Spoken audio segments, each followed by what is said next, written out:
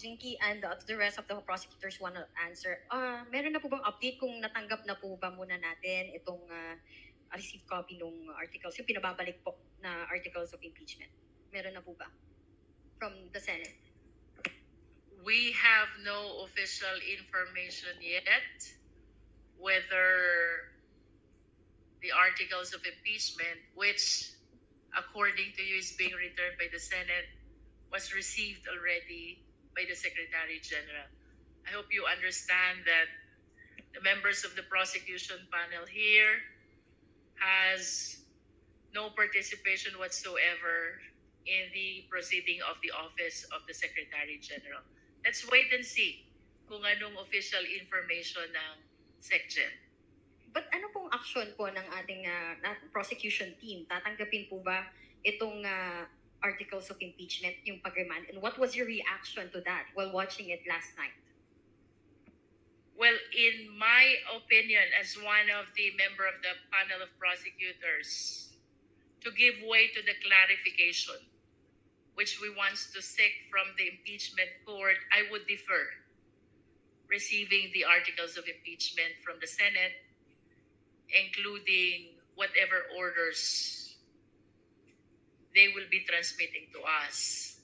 This is not disobedience. Definitely, ang gusto lang po natin mangyari is to seek guidance and enlightenment first so we can properly comply with the order of the impeachment court. When you say you would like to seek guidance, may coordination na po ba with the Senate? Ano po yung ginagawa nating pakikipag-usap sa kanila para maliwanagan po tayo doon sa mga orders nila? We will be drafting the necessary motion seeking for clarification of the order which they issued last night. So nakita po kasi namin kanina si Sergeant at Arms ng Senate kanina, and hindi nga, wala pa pong nag-receive ng copy. So technically hindi po muna tatanggapin ng Kamara ang pagbabalik ng articles of impeachment, and magpapasa po muna tayo ng tama ba, ma'am?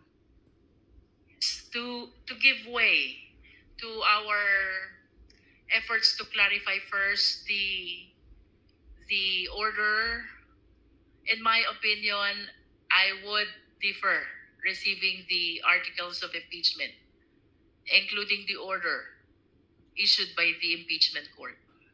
Excuse me. Yung tatanggap ng order po dito, kung mayroon man, ay ang Office of the Secretary General.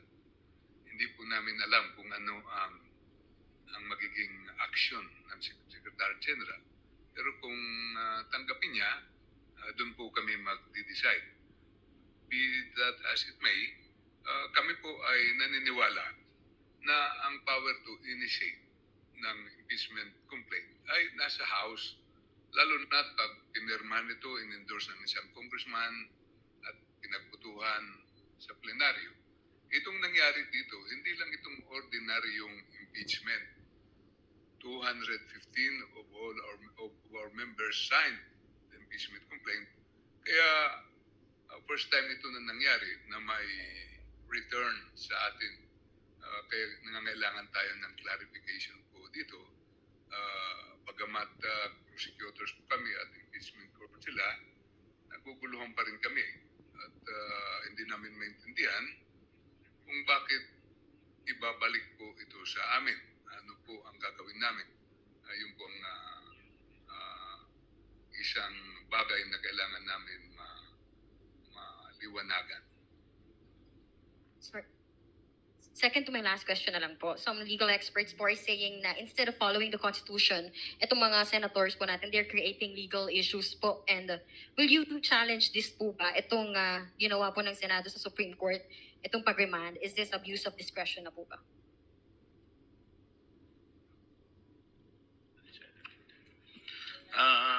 Ito pong sa ngayon, ang desisyon ng House Prosecution Panel is to submit clarification muna. So with respect to other legal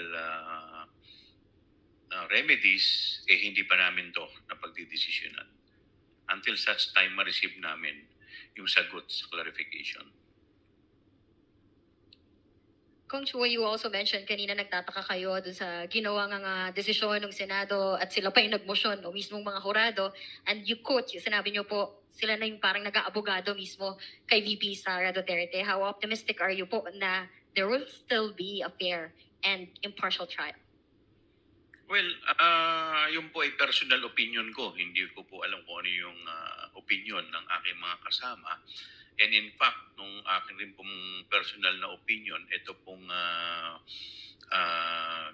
ginawa na pagbalik sa amin ng articles of impeachment ay sa aking paniniwala ay unconstitutional.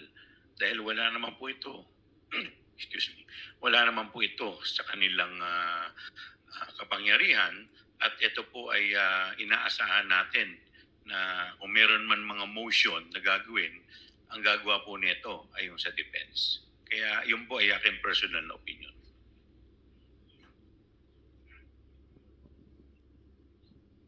Anyone? Okay na po, thank you. Thank you, Marian.